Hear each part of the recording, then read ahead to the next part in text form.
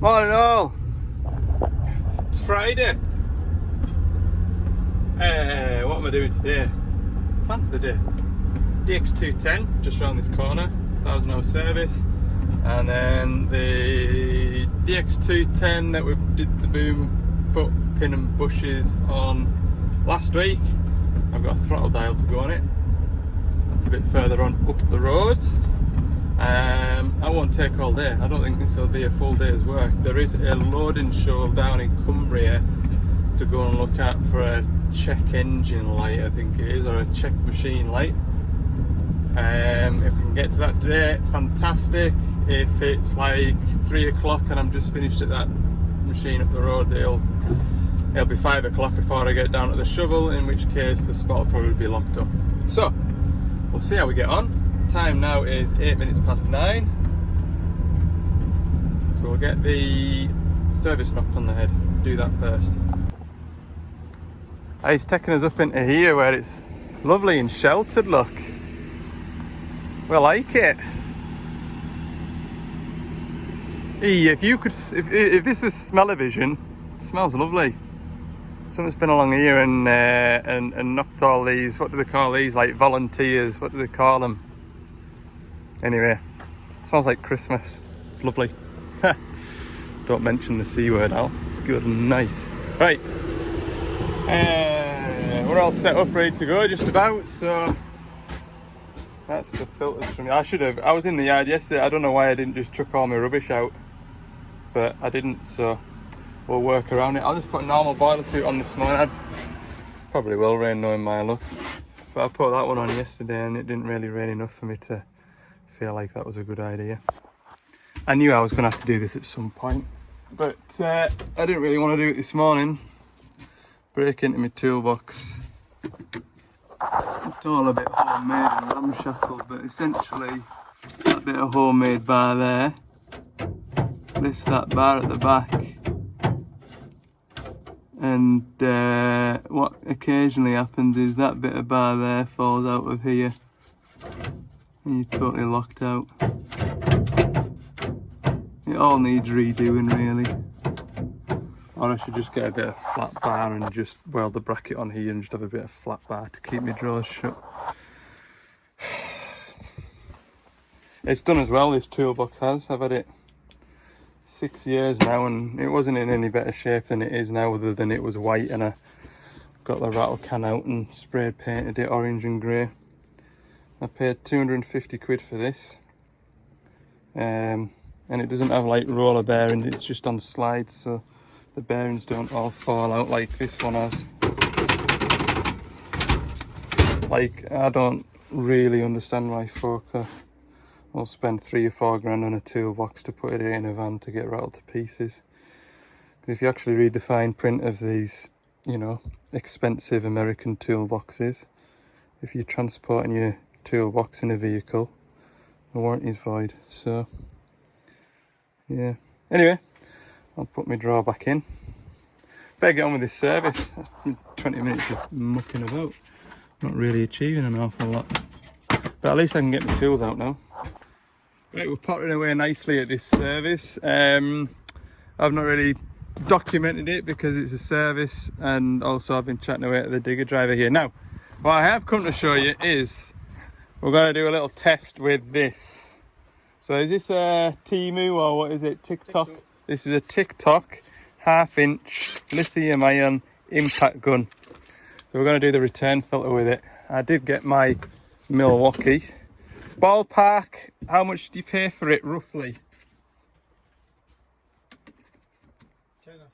Tenner? No. Seriously? £9.90 this cost.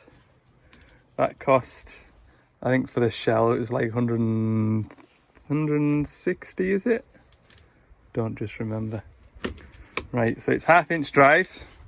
We're gonna go and give the Ronalty, give the Ronalty a little stretch of the legs. So I know when I've serviced this machine, I'll have done it last and I'll have put that ring of bolts on and it'll have been done with that 3/8 impact over there. So shall we have a go with it? Get that air out of there, then I don't make a mess.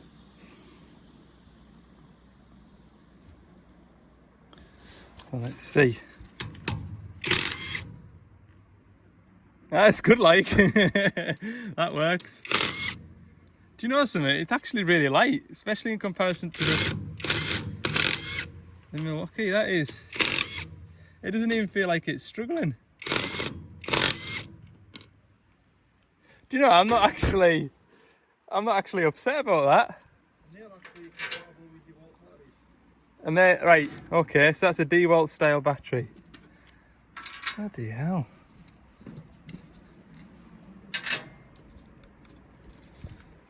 Do you know something? For £9.90, if you track over that tomorrow, it's not the end of the world, is it? Do you know what I mean? Like, if you put a DeWalt badge on that, you'd not be any the wiser. It does what it says on the tin. I'm going to put a 19mm socket on it now and try it on something that I've never even touched before that I know will be tight. Okay, I'm going to put this on here.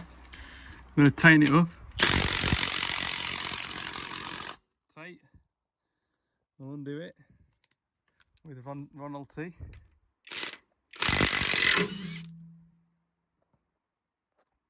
Fair play. We'll pop him back in. We'll do it back up with the Milwaukee just to show you.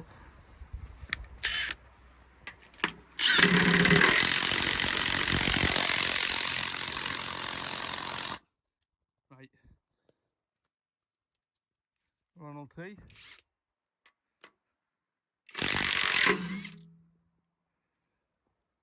I can't believe that is £9.90. That is incredible. Good lord. Right, I'll tighten it up with this one now.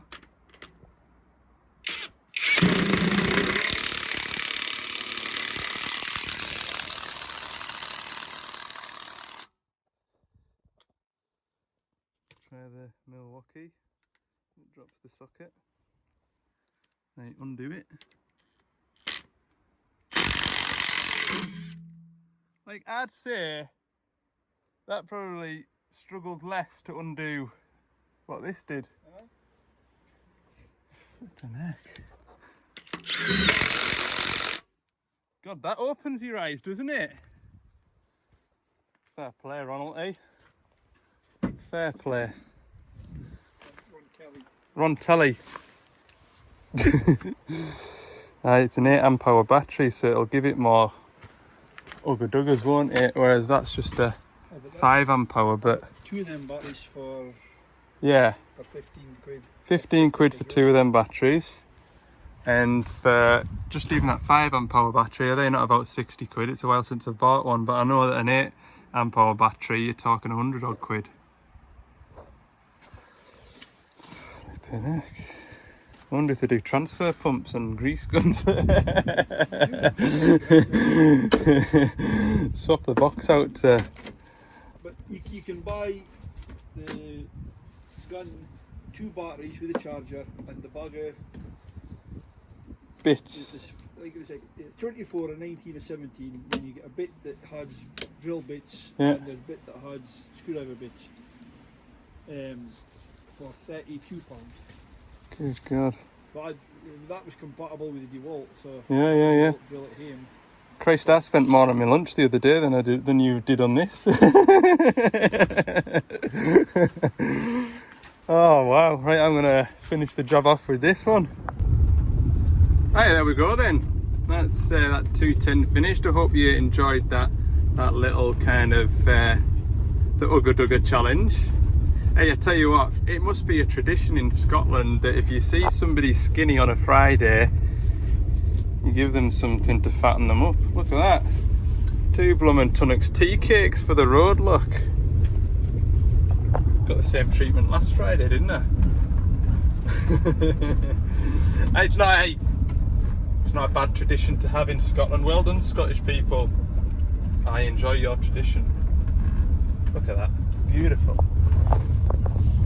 I'm sure you'll appreciate not seeing the filter spin. I just quite enjoy chatting away to these folk. Like I said in yesterday's video, I've known these fellas now sort of some of them 7-8 years, and so a lot kind of changes over that time, and you don't see folk for a month or two at a time.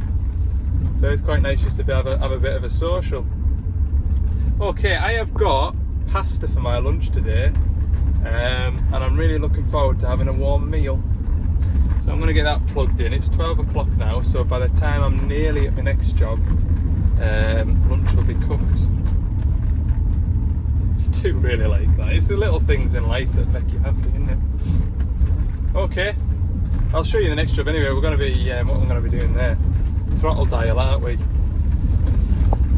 Right, last job after lunch then. So remember this machine from the yard that I did the boom, pin and bushes, and we had it revving at 1800 RPM, and that dial was all bottomed out.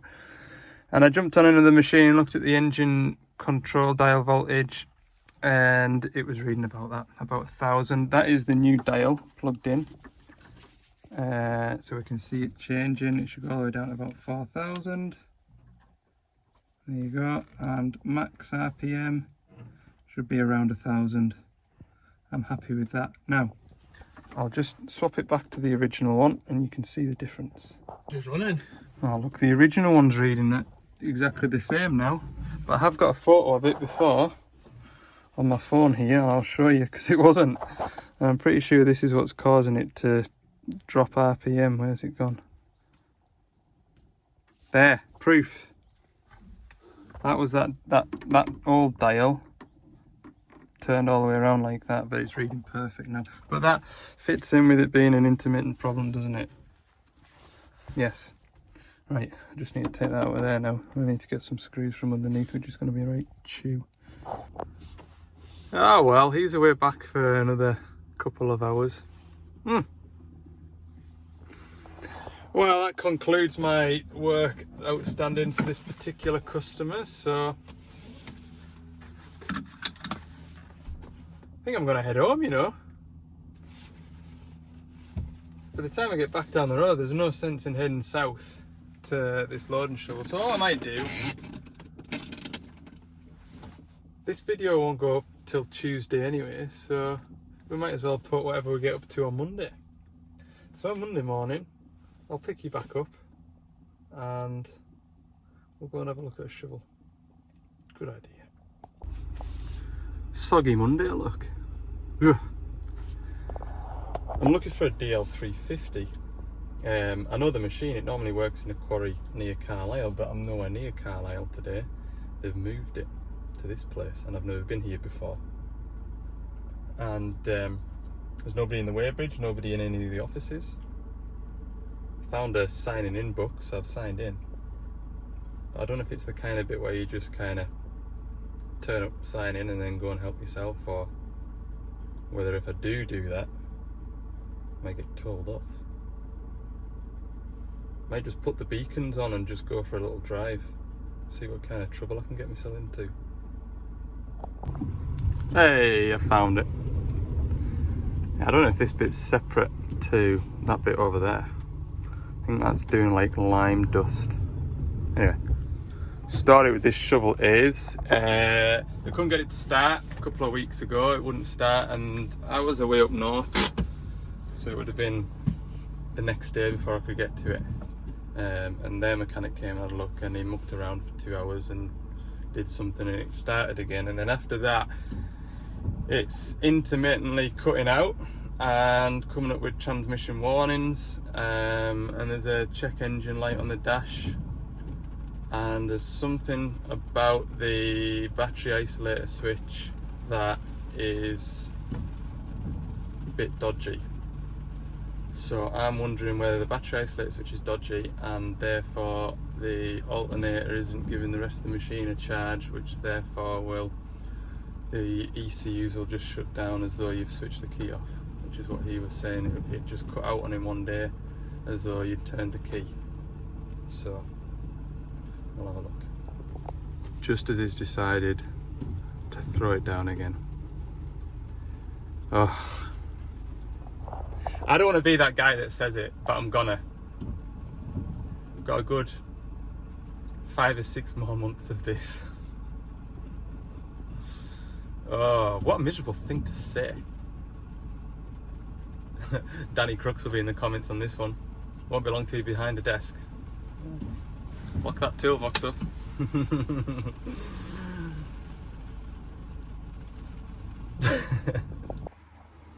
Right, let's see what happens when I turn the key. I don't know if this machine's been running or not this morning. By the temperature inside here, I don't think it has been. We've immediately got transmission wiring. Check engine. See what those codes are. Oh, this is the one with the dodgy blooming buttons. I hate this one. I do. It might be quicker just to put the laptop on it. Oh, we're in. Current failure. Downstream knock sensor and differential pressure oil filter. No, that's easy. That is easy. Downstream, I'm sure it had that the last time I seen the machine. Downstream sensor, low sensitivity. We'll check for exhaust leaks, see if it kindles up. Yep. I asked them if they isolate the machine on a night and they said they don't, so I'm gonna do away with that isolator switch.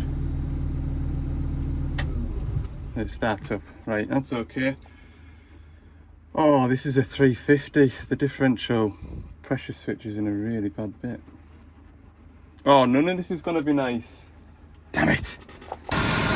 Okay, I'm having a look around this side. Can't see any exhaust leaks around here. There's a bit of flexi from the SCR to the muffler here that we'll go and have a look. But I think it will be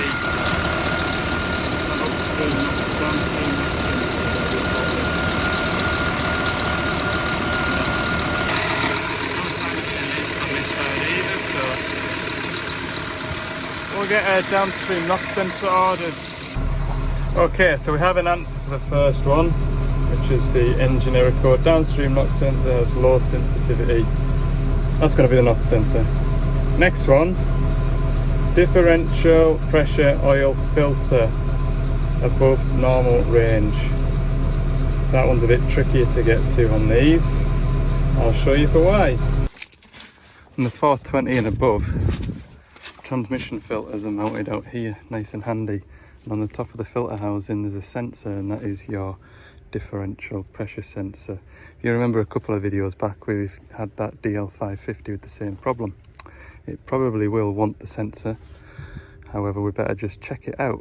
So the transmission filter, that blue thing there, and just above it is a sensor which you can't see. We'll all get a better look at it. If I take this cover off here, we'll do that now. 413s. Remember in the previous video saying how those magnetic torches are dangerous and they just get left on things? I think I left it. I can't find it. Squeezed in here. This wire in here is for the differential pressure sensor. So we'll just check first that the plug isn't full of oil. It doesn't look like. Pretty sure that's it. Oh no. No, that's not it. This one down here. That one's clean as well, but I'm pretty sure it's that one. We'll get a deep 24 and take it out because there should be a little ball bearing in there. Alright, so that's what it looks like. You've got this ball bearing on the end of here, which is shoved by that plunger there. And if it thinks that the transmission filter's clogged, pushes that in. So by rights, when I turn the ignition on, only turn the ignition on, that transmission blocked light should be out. That'll tell us that the sensor and the wiring's okay, and in which case it probably wants the transmission oil and filter changing. There we go, that transmission line's still on, so we need a switch. Good. We're also waiting on a magic eye for this, for the return to dig to work. Put that on a stock order, but so there was always going to be a reason to come to this machine, just preferred it to have not had so many issues. I bet you that switch will turn up today or tomorrow. Yeah, the magic eye, proximity sensor, whatever you want to call it. Right, 2 things diagnosed. Last thing I want to look at, this battery isolator. Is it a bit dicky or has it been crossed over already? We'll have a look. We can come back with an isolator switch as well. We can do with this machine being like well behaved, because it's not just handy spot to get to as this spot. Right, that's the master switch in the off position, look. Still getting continuity. When it's in the on position, the resistance kind of bounces around a bit. Here we can show you. We'll get him a new one of them. Here's the works phone now, which is buried in my pocket, so I'll just have to wait. I don't have a pocket into me, because these are the waterproof ones. I've got a brand new pair of these waterproof ones in the van, and I just feel like it's a waste putting them on and getting them mucky. So I'm still in my old ones. I will put them on. I will. Right, I'm just gonna join them 2 wires together on that, just to reduce the risk of me having to race back out here at an inconvenience. Right then, spoke to the boss. He says whatever it needs, just, boss here by the way, whatever it needs, just crack on and do it. So we've got a little shopping list. I'll put that in the parts department, get those bits and pieces sorted. We'll probably come back.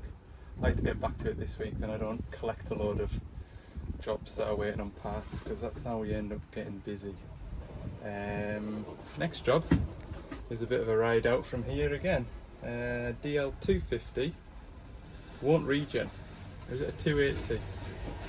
It's a DL anyway. It's a -7 and it won't regen. So we'll see you at the next one. It'll probably be lunchtime by then, by the time we get to it. What was that? Told you, 12:31. I'm on lunchtime and I've just landed. That's me 250. We're going to have a crack with this fella, see what the score is. This is going to be one of them jobs where, well, it is. Someone's reported it. I've said I'll be there on Monday. Nobody's told anybody that I'm coming on Monday. Problem has resolved itself, and I'm probably here just to check it over.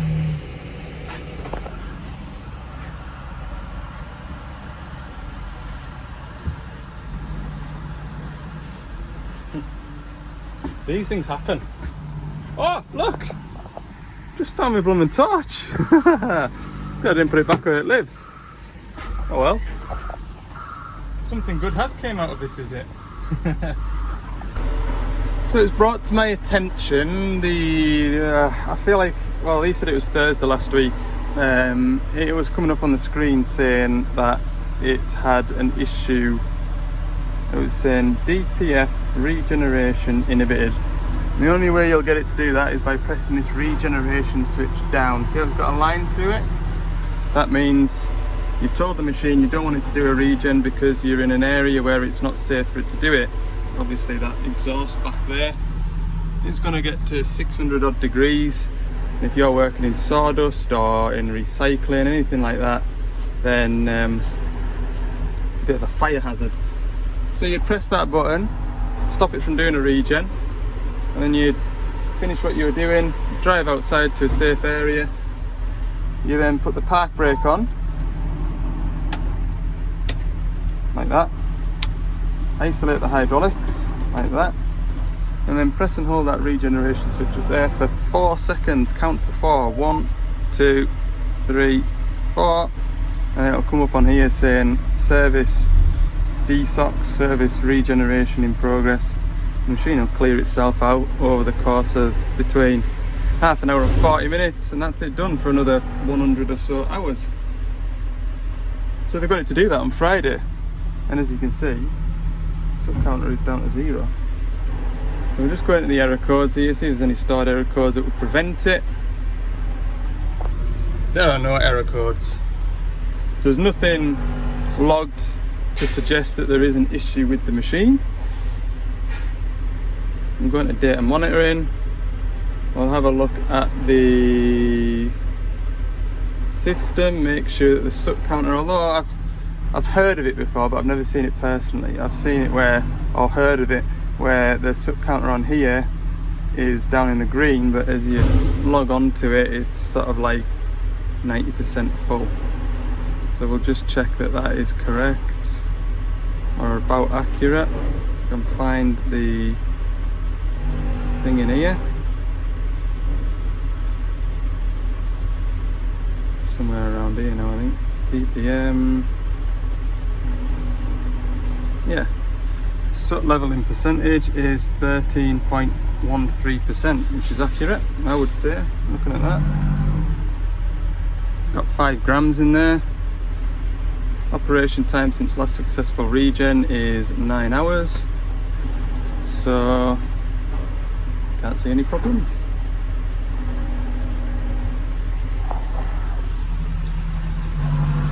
Been a nice ride out, if not else, I suppose. It's kept us dry. I've been in the van for the last hour and a half driving through rain. I'm going to have another hour and a half back through to Carlisle in the rain, so I'm not really complaining. Yeah.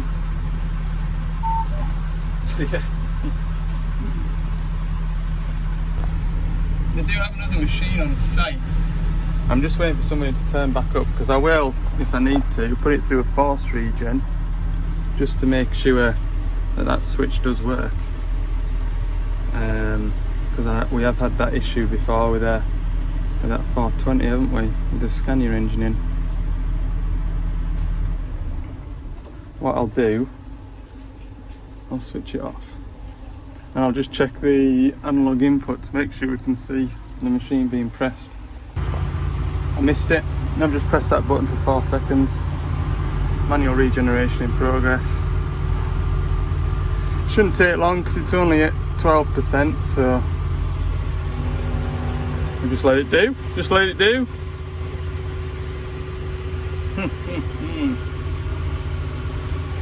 Granda.